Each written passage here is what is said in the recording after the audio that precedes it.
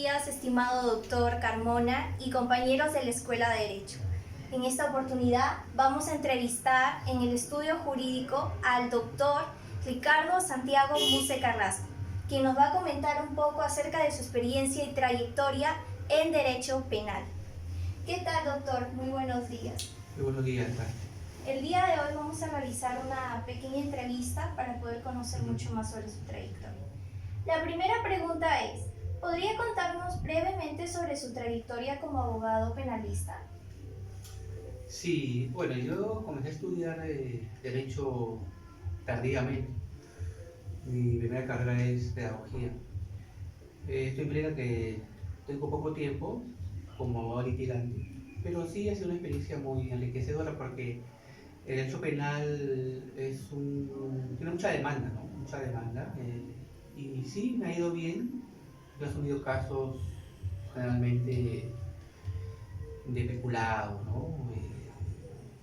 Malversación de fondos, también omisión a la asistencia familiar, ¿no? Que es muy habitual ese delito, ¿no? Que tiene que ver con la prisión de alimentos, ¿no? Y el cumplimiento. Y sí, me ha ido bien en esa trayectoria, ¿no? Segunda pregunta, ¿por qué decidió especializarse en Derecho Penal? Sí, es una buena pregunta, ¿no? Porque tú sabes que el derecho tiene muchas ramas, aunque también me atrajo el derecho administrativo, ¿no? Ya que soy docente, pero me incliné al derecho penal porque fundamentalmente la sociedad peruana tiene muchos problemas, ¿no? Delincuenciales, ¿no? Entonces, me propuse a sumergirme en ese mundo, del derecho penal, para de una u otra forma eh, no solucionar, ¿no? El problema de la delincuencia, pero sí abordarlo, ¿no? Y tratar de aportar en ese campo, ¿no? Del derecho penal. ¿Qué cualidad considera usted indispensable en un abogado penalista? Según mi óptica jurídica es que el penalista conozca mucha doctrina y también, ¿no? el Código Penal, ¿no? Pero el Código Penal, las normas penales tienen como sustento fundamental la doctrina, ¿no? Penal. Conocer las teorías, ¿no? De los grandes penalistas, ¿no? Entonces yo creo que es eso, ¿no? La doctrina, ¿no? La doctrina penal. ¿Cómo es el trabajo diario de un abogado penalista que ejerce de manera particular? Bueno, primero esperar que los clientes nos busquen. Nos buscan y, claro, un cliente siempre te va a buscar, ¿no? Si uno tiene cierta reputación, ¿no? En el ámbito penal. Una vez que ya los clientes tienen a bien acogernos como defensa técnica, lo que hacemos nosotros, en este caso mi persona, pues yo también trabajo con unos abogados, ¿no? Asociados, es acopiar toda la información que nos provea en este caso el patrocinado, y luego de eso sistematizar la información. Y luego de eso, esa información que hemos recopilado, irla amoldándola, como te decía, ¿no? En la doctrina penal, claro, que obviamente favorezca a nuestro patrocinado, y también ir calzando los hechos que él nos describe en el tipo penal, ¿no? Del cual a él lo están acusando. Entonces, hacer toda una defensa técnica implica eso, ¿no? Implica la doctrina y también ya el tipo penal, ¿no? Que fundamentalmente es lo que va a encauzar el proceso. Comentó acerca de que usted se asocia con otros abogados. ¿De qué especialidad se está hablando en ese caso? Mira, Astrid, si bien es cierto que el caso es de índole penal, pero a veces hay aspectos extrapenales, ¿no? Del caso penal, por ejemplo, omisión a la asistencia familiar, ¿no? Que tiene que ver con la presión de alimentos, ¿no? La obligación alimentaria. Como yo soy más especialista en penal, yo acudo a un asociado, ¿no? En derecho civil, que tiene que ver con lo que son alimentos. Entonces él lo convocamos y él, bueno, nos da ciertas pautas, ¿no? Ya que él tiene la experticia en ese ámbito y nos alimenta, ¿no? Nos enriquece el caso penal. Sí, porque, por ejemplo, también hay delitos penales tipificados en el Código Penal que tienen que ver con la corrupción de funcionarios. Y a veces lo que son denunciados son directores. Si bien es cierto que yo también soy profesor, pero estoy más abocado al derecho penal, convocamos a un abogado pues, que conozca el derecho administrativo, ¿no? Aunque también ya lo he dicho que también me inclina mucho esa rama de derecho, pero no soy tan especialista, ¿no? Entonces convocamos así, a abogados especialistas en ciertos aspectos extrapenales, ¿no? Que no tienen nada que ver con lo penal, pero que hay un vínculo ahí, ¿no? Con lo penal. ¿Qué tipo de casos penales atiende con mayor frecuencia? Bueno, yo me río porque siempre la respuesta, ¿no? Es la omisión a la asistencia familiar. Claro, dar una explicación, tiene una explicación de tipo sociológico, ¿no? ¿Por qué hay tantos casos? Porque no puedo tampoco criticar al peruano, ¿no? Pero el peruano generalmente no cumple pues, con sus obligaciones, ¿no? Entonces, muchas, en este caso, madres de familia nos buscan, acuden a nosotros para asumir esos casos. Porque ese delito de la omisión a la asistencia familiar tiene su origen pues en la vida civil, ¿no? Cuando hay una demanda de alimentos, ¿no? Y ya cuando en ese ámbito, en esa vida civil, el obligado alimentario no cumple, y a eso se deriva pues, a la fiscalía, ¿no? Y luego sigue todo un camino, ¿no? Esos son los casos. Y también hemos visto casos peculados, ¿no? Peculados, pues, ¿no? También de malversación de fondos, también estafas, que también tiene que ver mucho con la conducta del peruano, que no cumple los contratos. Esos son los casos que más hemos visto. ¿Qué importancia tiene la confianza entre el abogado y el cliente en un proceso penal? Yo lo asocio mucho con la ética, ¿no? Profesional, porque los abogados tenemos que satisfacer, ¿no? Lo que el patrocinado espera de nosotros, que es una defensa técnica, bueno, cabal, pues, ¿no? Eficiente. Por lo tanto, si yo y mi grupo de abogados, ¿no? Asociados cumplimos con lo que le ofrecemos al cliente, ahí ya van haciendo la confianza, ¿no?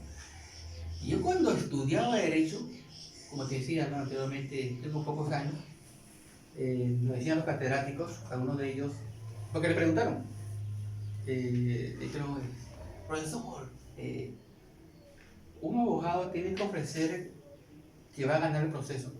Y como eran ya abogados pues, que ya tenían su sapiencia pues, jurídica, ¿no? De experiencia, nos decían que no. Para ellos, lo que uno tiene que ofrecer es una defensa técnica eficiente y cabal, y leal. Porque el ganar un proceso, obviamente que el abogado pues, no argumenta, no litiga, no esgrime argumentos a favor de su cliente, pero es el juez el que va a decidir. Entonces no podemos ofrecer que vamos a ganar el caso, pero sí que vamos a entregarnos, ¿no? Con pasión para que el patrocinado pueda obtener lo que él requiere, pues, ¿no? lo que él nos ha peticionado. ¿Cuáles son las etapas más importantes de un proceso penal desde su experiencia? Yo creo que la primera, ¿no? Que es la etapa preparatoria, ¿no? O esa etapa, en este caso fiscal es el que conduce esa etapa. Ahora con la nueva modificatoria de la norma, ¿no? También la policía tiene un protagonismo. Pues el abogado tendría que, de ese momento, ¿no? Ir... Porque, ¿qué es lo que hacemos nosotros? Nosotros lo que hacemos es plantear una teoría del caso, que está en contraposición a la teoría del caso del fiscal. Entonces, desde ahí, pues, desde la primera etapa, claro, otros desglosan, ¿no? La etapa preparatoria, ¿no? Que hay las diligencias preliminares, ¿no? Hay toda una discusión ahí doctrinaria, ¿no? Si esas diligencias preliminares que son inaplazables y urgentes están inmersos en etapa preparatoria. Pero yo considero que es desde la primera etapa, ¿no? Del proceso penal. Entonces luego viene la etapa intermedia, ¿no? Y ahí el núcleo fundamental es la acusación fiscal. Y luego ya viene el juicio oral, ¿no? Uno dice que es el juicio oral Claro, porque ahí ya ahí ya se actúan las... Se da la defensa. Sí, pues, ¿no? No, yo creo que de la primera etapa, ¿no? Desde que el caso está aún más en la comisaría, ¿ves?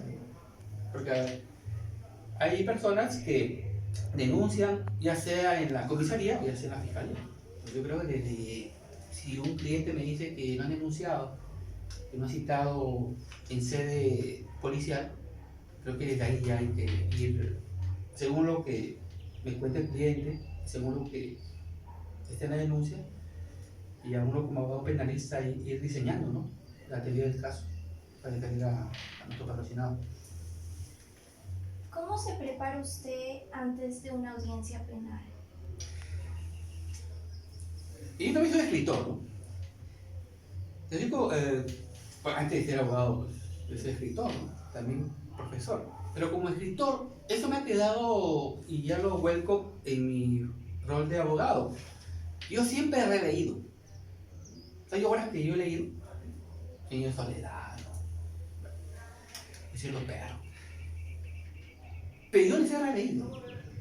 ¿Por qué no tengo que releer? Porque en la relectura se ilumina, ¿no?, lo que tú ya habías leído, ¿no? Hay nuevas cosas que uno va descubriendo.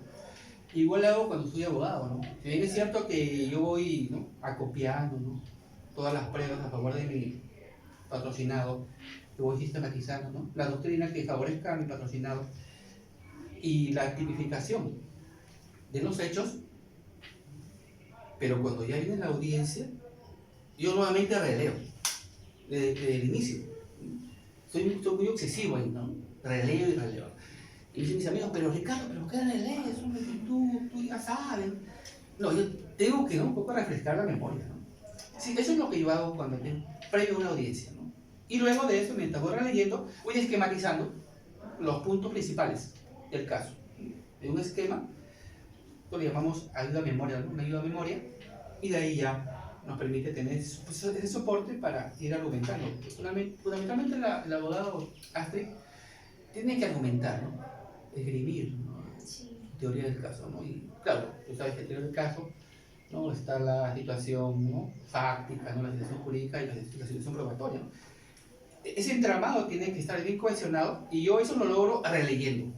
Yo siempre releo, ¿no? Tengo esa enfermiza obsesión. Sí. Pero es muy interesante porque al leer repasamos también el caso y tenemos como una idea mucho más focalizada y centrada en lo que es la defensa del patrocinado. Exacto. Siguiente pregunta y la última, doctor. ¿Qué habilidades debe tener un abogado para litigar oralmente en materia penal? Me sonrío ahí porque todo abogado tiene que seguir un taller de oratoria. Claro, ¿no? Porque uno aprende ahí, ¿no?, cómo debe, ¿no?, exponer, ¿no? Porque tú sabes que no solamente es el lenguaje verbal, ¿no?, las palabras, también está el lenguaje, ¿no?, gestual, ¿no?, los ademanes, ¿no? Yo sí considero que el abogado tiene que ser un poco histriónico. Es decir, acompañar lo que él está argumentando verbalmente, ¿no?, con los gestos, ¿no?, con los ademanes, lo que se llama el lenguaje paraverbal. Esas habilidades, ¿no?, que oralizar, ¿no?, oralizar, ¿no?, y como te decía antes, ¿no?, antes de oralizar, ¿no?, hacer esquemas, ¿no?, donde se sintetice lo que uno va a exponer, ¿no? Eso, y claro, también está de moda las habilidades blandas, que llaman, ¿no?, ser empático, ¿no?, ser adaptarse, ¿no?, a las situaciones, ¿sí? Porque el derecho penal hay que tener bastante adaptabilidad. Porque aparentemente, si yo tengo un caso A peculado y un caso B peculado, uno pensaría que, ¿no?, que son iguales, pero no. Si cada caso en concreto tiene su particularidad.